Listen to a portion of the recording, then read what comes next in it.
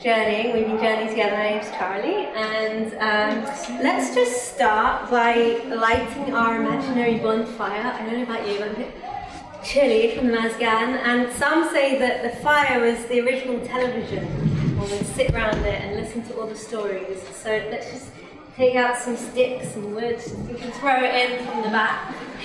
Like, oh, thanks. That's very interesting. Let's just take a spark. We can spark it together. Just warm your hands and feet by the fire. If we listen just carefully enough, we might catch some of the stories that come with the fire. But wait, not yet. Because first, let's hear something from you. So turn to someone next to you and maybe tell them about the last time you sat by a fire. And if you haven't before, for some reason,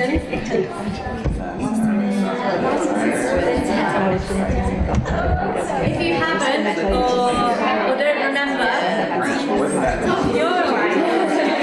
I'll have my hands with. Oh, actually. Or I like it actually. But like an actual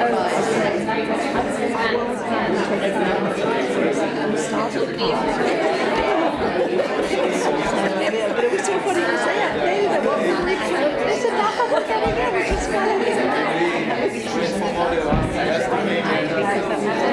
Warm our hands again. Facing chilly. Warm our hands and toes again. Yeah, the story fire's getting going, and I'd love to invite 2 or 3 people to share a little story from their partner. Maybe you just turn and say, it's alright, I'm going to share a story. And if anyone's shy, then they can share their own story also. So let's hear some fire stories. Anyone? It was a freezing night in Oregon, I believe. Michigan. A little bit louder. It was a freezing night in Michigan, and the lovely lady on my left, her boyfriend was generous enough to share part of his sleeping bag with her on this freezing night because the fire was insufficient to warm her. Thank you. And oh, my name? Both of your names. This is Justin. Yeah. And I'm Rachel. Okay. Nice. Thank you. Oh, yeah. It's keeping us warm. The story's keeping us warm. In the peak of the summer, any other stories? I heard some movement. There was someone from that corner. Don't be shy.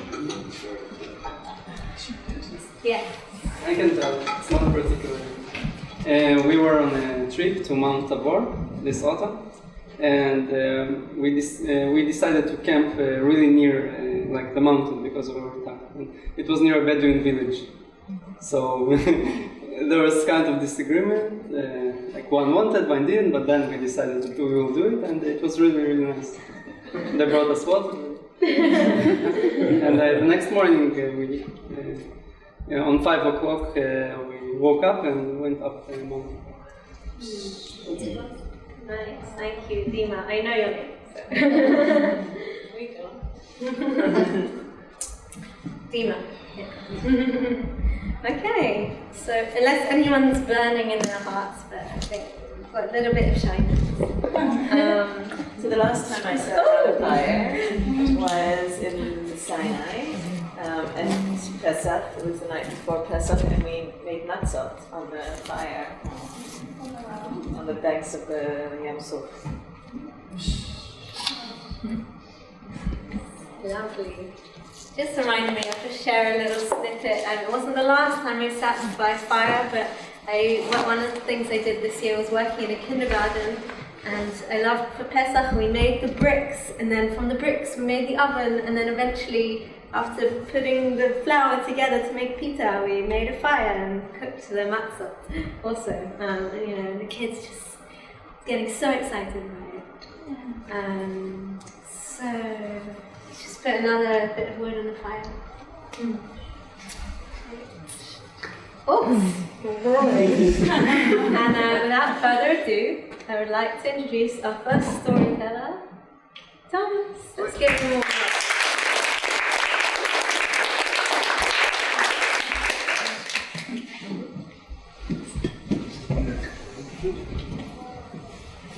Oh, so this is what it looks like. Stuff. So, there once was a selfish man named Jack. Every day, he would go from home to work and back. Till one day, Jack fell on his way home and died.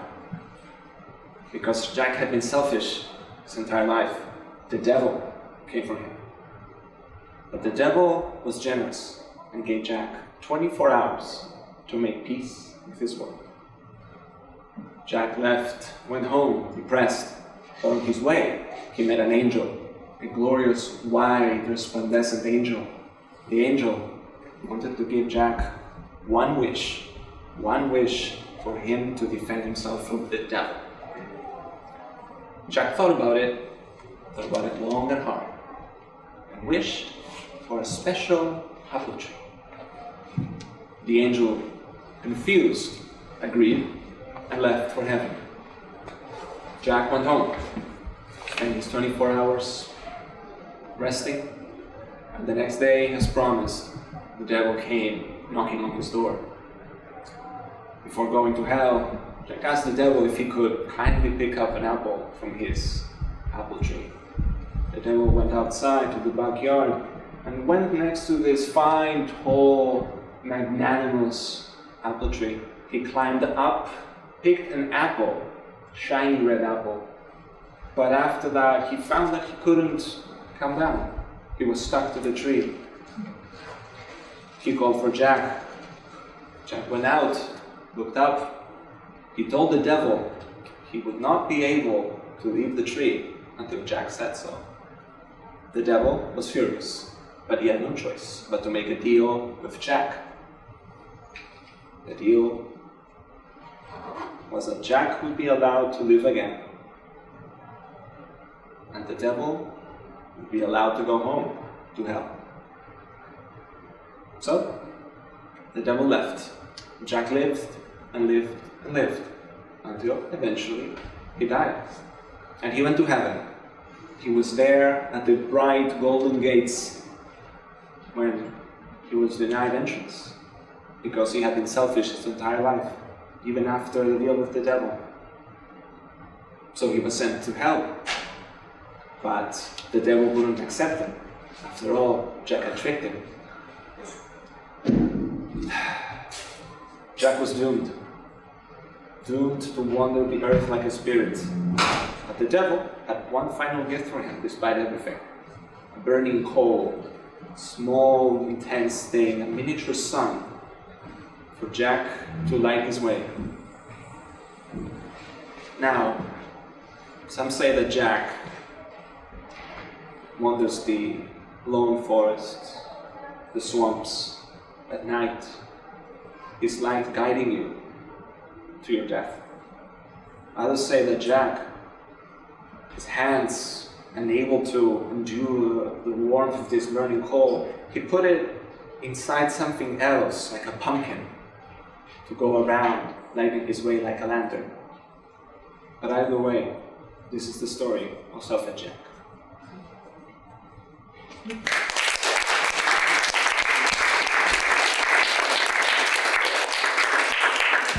Now, if I may introduce the lovely and talented Kim. Once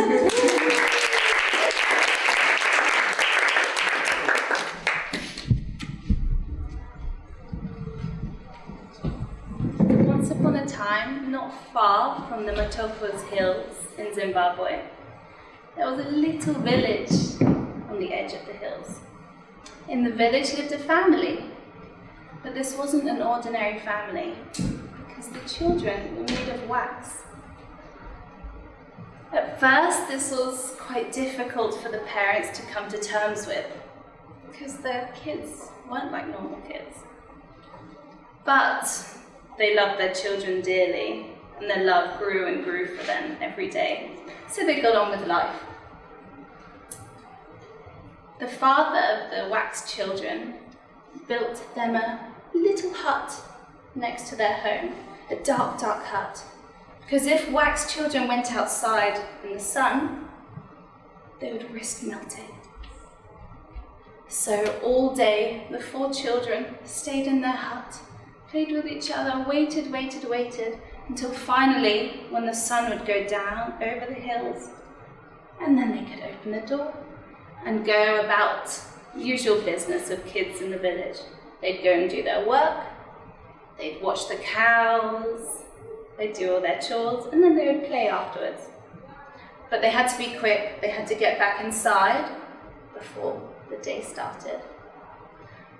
So life wasn't all doom and gloom for these wax children because they couldn't feel pain, unlike other kids. If they cut themselves, they couldn't feel anything. So that was good. And there was one problem, because there was one boy, Nguabe, one of the siblings, who wasn't accepting of their fate. The other siblings were fine with being wax kids. They were okay with it, they got on with it. But one boy, Nguabe, he wasn't satisfied with the life he'd been given. He dreamt of the rolling hills, of sunshine and clouds, which he'd never seen before. He wished so much that he could be like normal kids and go out to work in the day, go out to play in the daytime. One day he couldn't bear it anymore. So in the middle of the day, he opened up the hut and he ran outside before any of his siblings could catch him. The siblings screamed in horror because within moments he melted down into a pool of wax on the ground. The siblings couldn't do anything, they just watched in horror. They closed the door because otherwise the sunlight would catch them and then they'd melt as well. So they waited until night fell. And then they ran out and gathered up pieces of their lost brother, pieces of wax, and tried to form it back into a boy, but it didn't work. So instead, they formed the wax into a bird. And for feathers, they gathered leaves and placed it on top of the bird so that the bird wouldn't melt. They placed the bird high on a branch and then went back into the hut. The parents came home. They told the parents what had happened to their brother. The parents were devastated, as you can imagine. But the whole family waited until morning came. And just over the beautiful hills, the sun started to rise. And they looked over at the bird, and it started to glow a pink, fiery light. And just as the sun rose, the bird jumped off the branch and flew up into the sky and circled a few times above their hut and then flew away. And the family at last knew in their hearts that the boy was happy.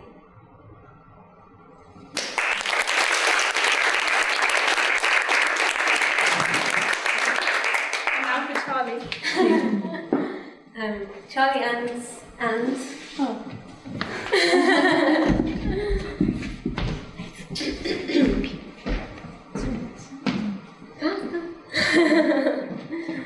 So in storytelling school, not only do we tell stories, but we also sing songs. So we're going to sing a song, but so are you. Ah. Some people are dying inside right now. That's okay. Welcome. So we'll sing 3 parts. Let's see how we go. And if it ends up being a big messy soup, then that will be funny. So you can sing it with me. We'll do it like line by line. It goes like this. 3, 4. This room sings. This room sings. This room sings. This room sings. Together. This room sings. This room sings. This room sings. This room sings. Okay, let's hear just the audience. 3, 4. This room sings. This room sings. This room sings. This room sings. Beautiful again. This room sings. This room sings. This room sings. This room sings. Oh my goodness, amazing. Okay, part 2. Waking. 3, 4. Waking into the light. Oh, waking into the light. Together. Waking into the light. Oh, waking into the light. Again. Waking into the light. Oh, waking into the light. Just the audience. Waking into the light. Oh, waking into the light. Yeah, great. Okay. Let's split us in half. Same this side, lady in blue this side. This side, this room sings. This side, waking. But we'll start just this group, and I'll bring you in together. So just also like stay with me as well, so we can keep it in rhythm. Otherwise, that's how it gets very soupy. Okay, this room sings. 3, 4. This room sings. This room sings. This room sings. This room sings. Beautiful. This room sings. This room sings. This room sings. This room sings. This room sings into the light. Sings. Oh, waking into the light. This room sings into the light. Oh, waking into the light. Yeah. We're getting a bit like, what? Okay. So just, I'm going to collapse to make the rhythm stronger. And then we'll do it. Okay, 3, 4. This room sings. This room sings. This room sings. This room sings. Waking into the light. Sings. Oh, waking into the light. Sings. Waking into the light. Sings. Oh, waking into the light. Sings. Good. Okay. I'm going to teach the third part just for fun. You're going to laugh when you hear the words. Goes together. 3, 4. It's easy. It's so easy. Together. It's easy. It's so easy. It's easy. It's so easy. Everyone together. This room sings. This room sings. This room sings. This room sings. Just you, this room sings. This room sings. Keep going. This room sings. This room sings. Waking into the light. Sings. This room sings into the light. Sings. Waking into the light. Sings. Everyone together. It's easy. It's so easy. It's easy. It's so easy. Really quiet. It's easy. It's so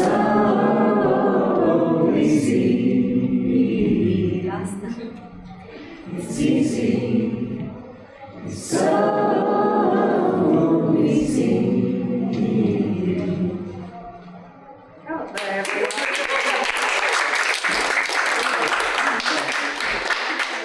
And we're gonna what's the word, like we'll float away and leave a lovely Shira on the stage.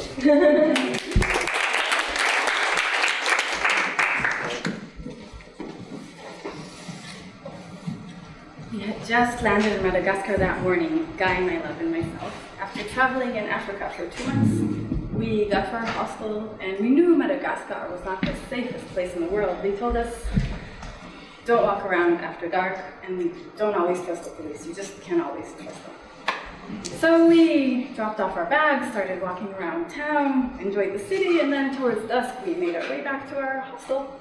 And when we got to our hostel, the owner said, hey, you know, Madagascar has some amazing restaurants, and I know 2 other tourists that are staying here that really want to go. There's Frederick, the Canadian, and Debbie, the American. You guys can all split a taxi and go together and eat somewhere. And we said, sure. So we got in a taxi, we made our way to a restaurant, an awesome French, Malagasy fusion cuisine. We had a great time, and then, as planned, we asked them to get a taxi for us to take us back to our hostel. We got in the taxi, we're making our way back in the dark, pitch black streets, can't see anything to your left, to your right, nothing, no street lights, pitch black, darkness. We're driving and driving and driving, and then the taxi starts to make its way uphill towards our hostel. And just as we were nearing the hostel and we can already see it, we see a huge police car stop right in front of our hostel with 6 masked policemen carrying their guns and running into our hostel. Obviously our hostel was being robbed and we were not going to go there. We tell the taxi driver, don't stop, go, go, go, don't stop. He could not understand a word of what we were saying, but we eventually got him, he got the message. We kept on driving and driving and driving, and then we saw a light in the distance. It was some sort of cafe, and we said, okay, just drop us over there. He dropped us there, we went inside, we told the owner what had happened, and he said to us, I'm so sorry, this is just how it is sometimes in Madagascar, and it's true, you just can't always trust the policemen. But now I have to go, I have to close, so you guys will have to leave. We couldn't believe it. Could this man really be so cruel, kicking us out in the cold? We left, and we were standing outside, discussing what to do in complete darkness once again. I said, I'm not going back there, I'm never going back there, let's just go somewhere else. And for some reason, Guy said, let's just go peek behind the fence, we'll see the hostel, and maybe they're already gone, the police. And Frederick said, yeah, let's go see.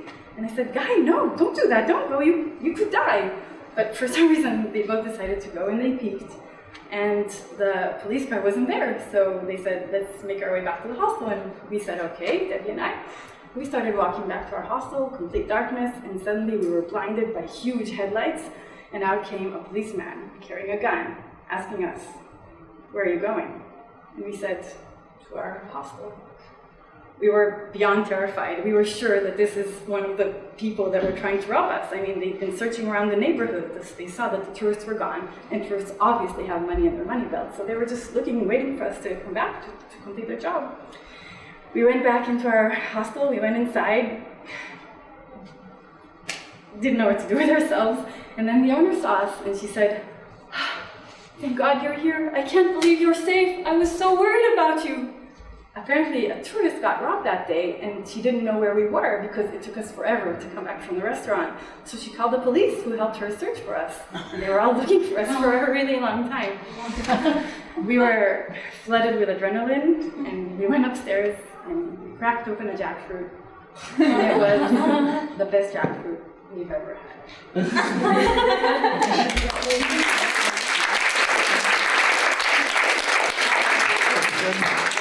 Now I'd like to introduce the beautiful, wonderful,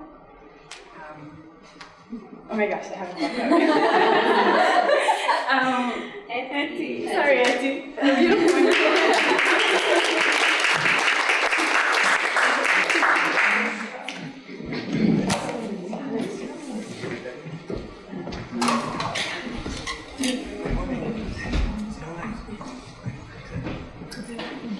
Long ago, this may be hard to imagine. There was a time when there were no stories. Animals and humans would sit around the fire late at night, and they would look at each other and they would tell each other tales of their day. But not a word of wild imagination passed between them. And in this time lived a brave, adventurous little spider in the jungles of Africa. One day he heard that there was a sky god way up in the clouds, and that the sky god had kept the stories, reading them day in, day out, and that he's keeping them away from the people and animals of the kingdom. And the spider thought to himself, I will go and I will speak to the sky god, and I will take the stories. So the spider started weaving his web up into the trees, up higher and higher into leaves that he had never seen, seeing birds that he had never seen before. The trees went on for miles and miles, and after a really long time, he parted the leaves and he saw the sky. Wow, he thought. Sky God, can you hear me? This is the spider of the jungle. Give me your stories. And he saw an old, gray, angry face creep out of the clouds with a long white beard. And the angry god said, why would I give you the stories? I have never given them to anyone. And the spider stayed there, and he pleaded with the sky god, and he bothered him. And finally, the sky god relented, and he gave him an impossible task. Bring me the famous, wise, old, ancient python that I have been seeking for years, and I will give you the stories. So the spider crept back down into the forest, and he went all the way down to the ground. It took him weeks. He was depressed. And he almost gave up. Except deep within his heart, he knew that if he brought the stories to the animal kingdom, he would be known forever. So he got back down to the ground and he wove his web to the cave of the enormous, ancient, old python of the jungle. He was scared and he was trembling, but he said, "Oh, ancient python, I have heard of your beauty. I have heard of your magnificent body. Show me yourself, O python, and I will tell the world about you." And the python stayed silent. He tried again. He said, "O python, I've heard great tales of you far and wide, but one rumor have I heard, that your wife is longer than you. Is it true?" And all of a sudden he heard a little rustling. It got louder and louder, and the cave opened. And in the cave he saw the most monstrous, enormous, old python that he had ever seen before. "Oh, python, you are indeed magnificent," said the spider. "Your beauty transcends that of any python I've ever seen. Can I measure you? I want to spread word of your glory across the kingdom. Lie against this branch and straighten all your little wrinkles, and let me measure every inch of your magnificence," he said. And the python scratched his head, and he thought to himself, "Indeed, it's been years since I've uncoiled myself."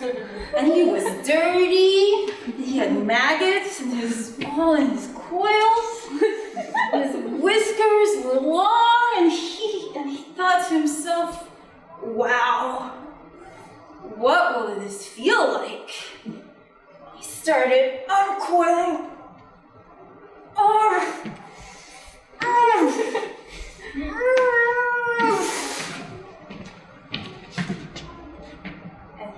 spread, enormous indeed, all the way along the branch.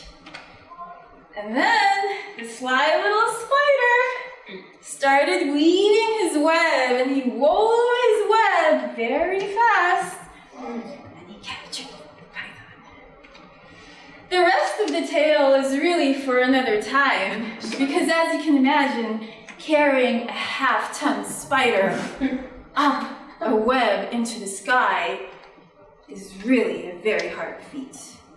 But that is why the spider became famous across the land. And that is how today we have our stories.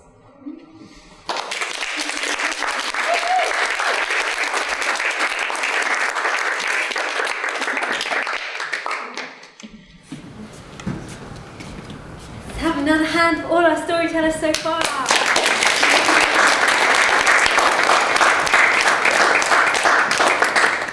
We're going to take... I'm Margot. To the next story.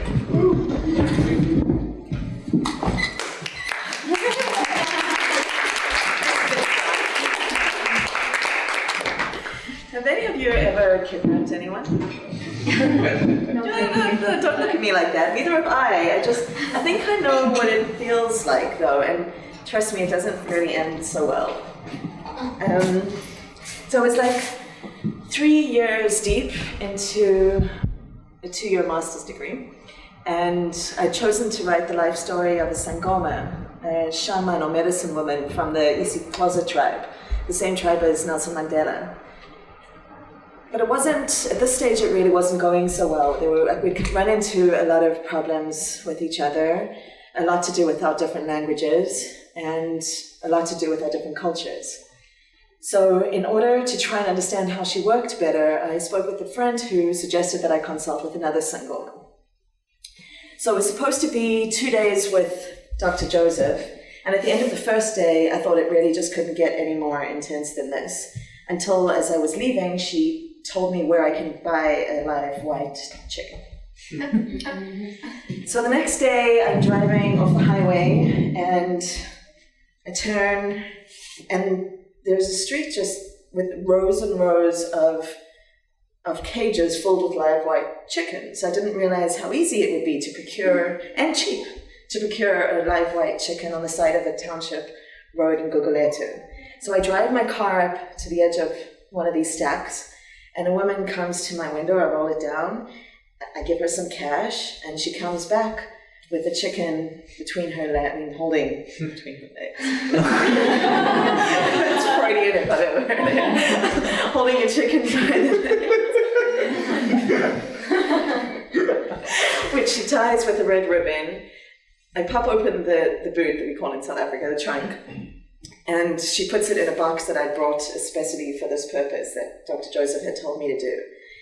And I start driving to Dr. Joseph's place, and I'm going through the townships, and I'm stopping at the traffic lights, and it's kind of really eerily quiet in the back of the car. Like I've got a live creature there, and it's not fighting or flailing for its life. My heart is racing. I'm sure its heart is racing. I feel really pretty awful. And yet I keep going. And I get there, and I get to her rondavel, which is like a small little hut where she receives her patients. Inside there are animal skins on the floor, and snake skins, and herbs, and different kinds of potions. And I'm told to arrive at 10ish. But there's somebody else in the rondavel with her. And so I've also been told that she works in spirit time, which means things begin when they start, and they take as long as they need to. So I sit outside, staring at the chicken, who now is starting to flail and flap for its life. And I'm just feeling more and more disgusting. Eventually the two women come outside, and her other patient comes to help me because she sees that I clearly don't know what I'm doing, and she knows the drill, and so she helps me take the chicken round to the back to meet Dr. Joseph, who's now got a bowl on the floor, and she kneels opposite me, and she starts to go into a trance. and she's flailing the tail of an animal around her, and she invokes the spirit of her ancestors and of my ancestors and of the mountains and the sea and of Jesus. And this makes me a little bit uncomfortable because, after all, it's Rosh Hashanah, and I didn't tell my mom where I was going. But I guess, kind of is a bit like kaparot, and in my research came to understand that many cultures use a white chicken for this very purpose, and I'm assured that the chicken will be fed to a family that needs it. And I sit back down with her, and she's now lucid and looks up at me and says, I keep wondering why you're writing about this. Why are you writing about us? Of all things that you could have chosen, I think it's because your people, your ancestors, wanted you to come to find the right person, the right Sangoma, to be healed. They can't do it from there. They need somebody on earth to do this. You were chosen long ago. And she goes back into her trance, and she slices the head of the chicken. And deep from within her, this sound comes, Shaibo! And she carries on talking, and I'm just like watching blood drip out of this chicken into a bowl, and she starts picking feathers from the wings of the chicken and throwing it in the bowl. And she says to me, and what she's saying over the chicken, please give your life so that darkness will be taken off Margot, and I'm feeling very dark in this moment. And she says, no, you've come to be healed. What I do is real healing. This isn't magic. Magic wears off.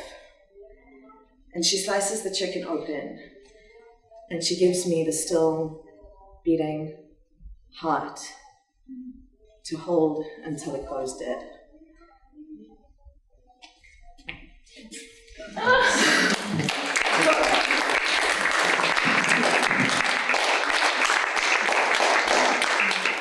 Next up, we've got Rami with his story.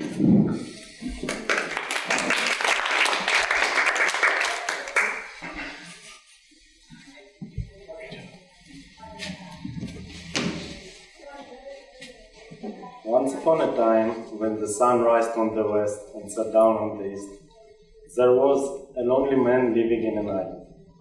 One day, he went to the market.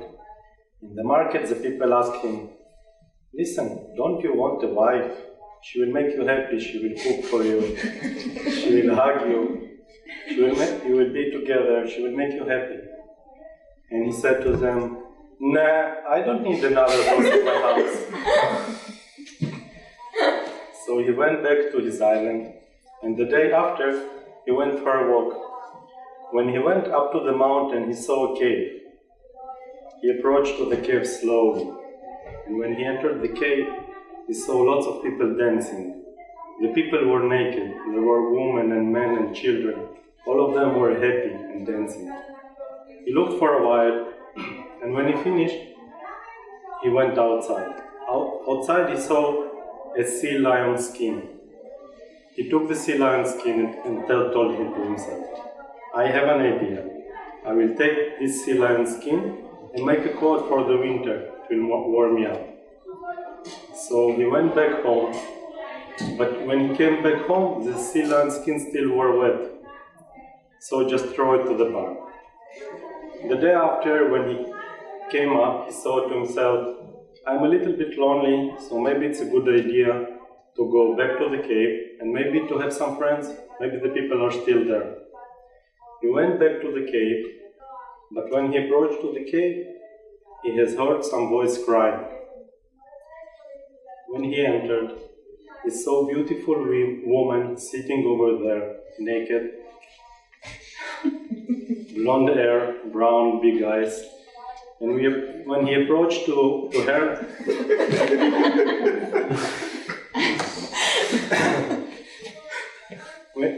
when he approached to her, he asked her, what happened? She told him, I have lost my sea lion skin, and since then I cannot go back to my people. Can you please help me to find this out? And he said, of course I will help you, but first of all, let's go to my home.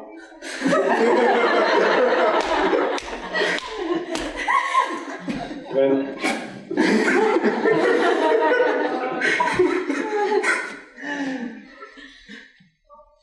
he went back to his home, he gave her clothes to wear. He prepared for her food. He gave her soup and fruits and everything, so she will feel safe. But he never gave her the sea lion skin, because the first time in his life he saw a woman that he liked. With the time, they fell in love in each other and have a big wedding. They called all the people from the market. The people has been dancing, and there was lots of food, steaks and cheese and watermelon, and pineapple. It was amazing. The pigeons went up. They were he was dancing with her, she was dancing with him. When the wedding finished, they went back home. At home, they done some nasty stuff. Also some soft stuff.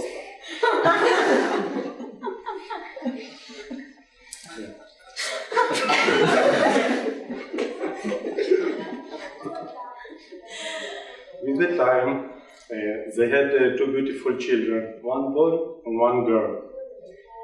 One day the boy and the girl went out to the garden to play, and they come upon the barn.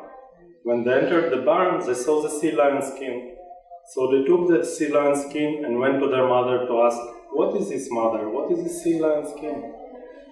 She took the sea lion skin, hugged the children longingly, and just ran away from the house. She ran away directly to the sea.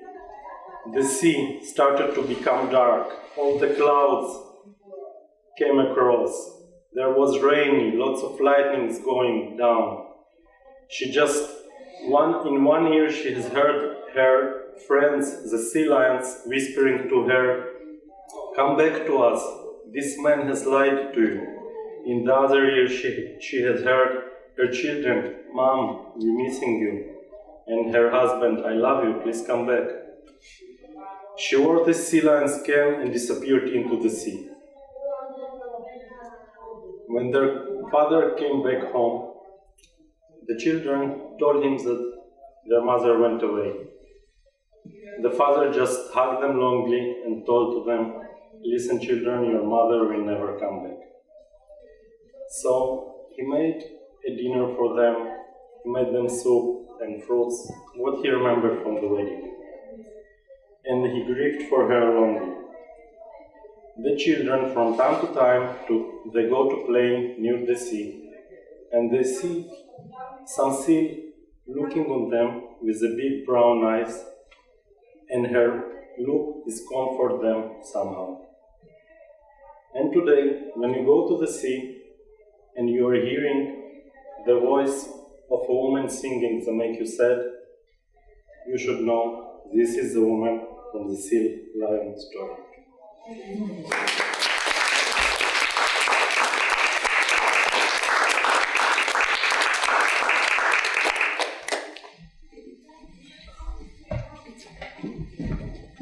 Okay guys, hi, I'm Anaela.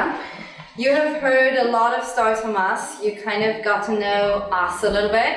Now we want to get to know you guys, so we play a little game. I would like you to all stand up for a second.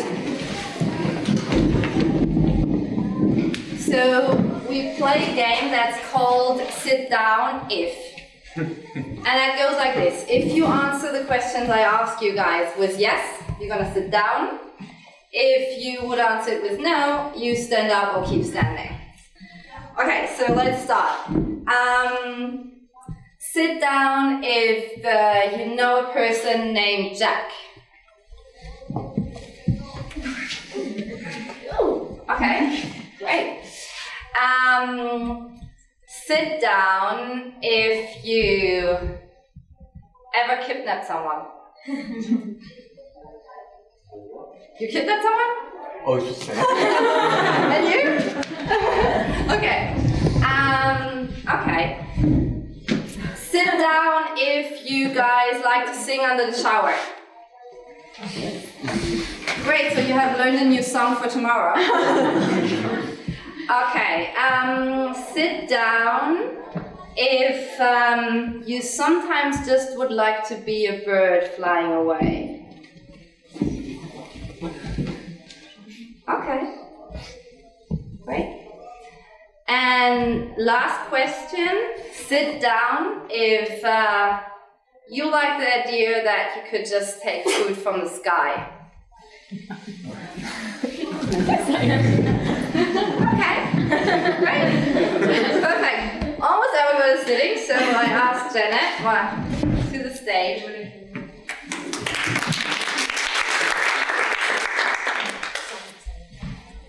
So in the beginning, the sky was very close to Earth. It was so close to Earth that you could easily reach it with your hands. At that time, people didn't have to work to get food. They didn't have to harvest. They didn't have to cook. Because they could just reach up in the sky, take a piece. It would shape the form of the food that they wanted to have. And it would taste the most amazing. What's your favorite food? Food? Your favorite food, yeah? I love watermelon. Watermelon. So reach up, take a piece of watermelon and try it. Is it good? Yeah. Yeah? Okay. What's your favorite fruit? Me? Yeah? Strawberries. Strawberries. Reach up, take a strawberry, imagine how red it could be, how juicy and sweet it is. So during that time, you take a break. So during that time, people could use their time just for things they liked doing. They carved statues, they met with people, they told stories. They just enjoyed their time. The king of this land was called Oba. He had the most magnificent palace. Courtiers that really didn't have much to do, except to cut pieces of the sky and fashion them into delicious meals for every day and for special occasions. But the people in the land began to become a little careless. They didn't always just take the food they needed for that day. They just took lumps of food from the sky, and when they felt they couldn't eat it anymore, they threw it away as if it was worthless trash. And the sky became angry. One morning at sunrise, the sky turned black, the clouds rolled above the palace, and a voice boomed out. I'm tired of being wasted. I warn you, Oba. Don't waste my gift any longer, or it will no longer be yours. The king was terrified. He quickly sent messengers throughout the land to warn the people and to tell them to be careful, be frugal. And for a while they were. Until the annual festival, the great ceremonial day when everyone rejoiced and celebrated the power of Oba. In that country, there lived a woman. Her name was Adesse. She was a kind of woman that is never satisfied with anything. She had the most beautiful dresses, and a lot of them, more than she needed, but she wasn't satisfied with that. She had the most beautiful jewelry, but she always asked for more. She had an amazing, big, beautiful apartment, but it wasn't big enough for her. So she and her husband, they also celebrated during this big celebration for the honor of King Oba. On the 7th day of the celebration, they went together to the festival. They had an amazing night. They ate the very delicious food. They listened to the music, talked to people, danced. They had a fabulous night. They went back home, and then she stood alone in her garden. She was thinking to herself, I would love to relive that night. She still hadn't enough. So she reached up and took a piece of the sky. She started eating it. One bite, another bite. Then she realized she was full. She couldn't finish it. She hadn't even 1/3 of it. She couldn't finish it. She woke up her husband, Otolo. Otolo, wake! Look, eat But Otola was full as well. He had eaten at the festival. So she went to her kids, even woke up her kids. Children, wait, eat! Children are usually always eating, but obviously not in the middle of the night. So she knocked on the door of the neighbors. You have to help save us! But also they couldn't finish the piece of sky that she had. So Adesse went back to her garden. She digged a hole, put the food in, buried it, hoping that no one would ever find it. And then the ground shook. The thunder rolled, lightning flashed. I warned you. I will leave you and move far away. Hopefully, through your own labor, you will learn not to waste the gift of nature.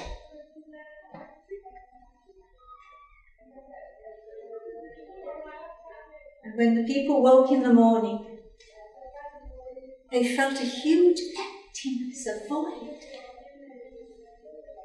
And they looked up, and there was the sky far above them, grey and cold. And from that time on, men and women have toiled, laboured in the fields, to bring forth food from the earth, watched down upon by a pitiless sky.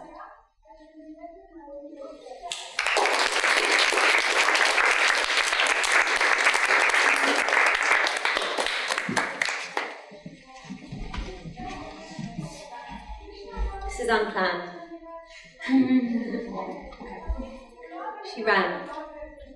She ran and she ran and she ran. She ran over the hills and down through the valleys and across the beaches and jumping over rivers. She kept on running so fast, even though it was hot and she was sweating. Why was she running so fast? Behind her, tigers were chasing her. So she had no choice but to run. And then she came to the desert and she ran and she ran and she ran until she came to the edge of the cliff and there was nowhere else to run. So she did that, very dramatic thing that they do in movies and they topple over the side and she's holding on. Tigers circling above. And she looked down, the river below, crocodiles snapping below. Tigers above, crocodiles below. And her fingers slipping down the side of the cliff. But there were a few vines poking out, so she held on to them with her dear life. She looked up, the tigers still pacing around. She looked down, alligators. And then she heard the sounds. She looked up the vine leaf, and there were two tiny mice gnawing away at the vine leaves. She's hanging on for dear life. And then all of a sudden, there it was, poking out the side of the cliff, small and red and juicy.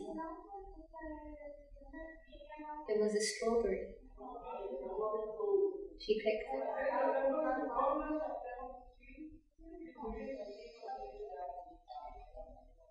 Isn't life sweet?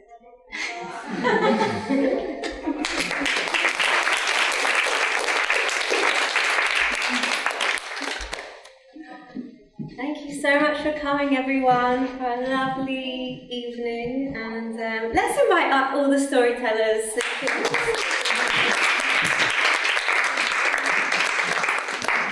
Margot, where are you? Oh, no.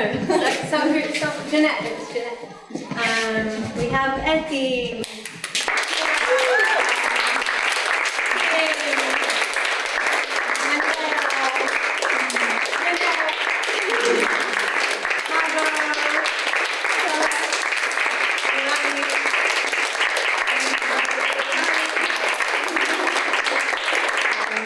Let's just all together gather all the fire together.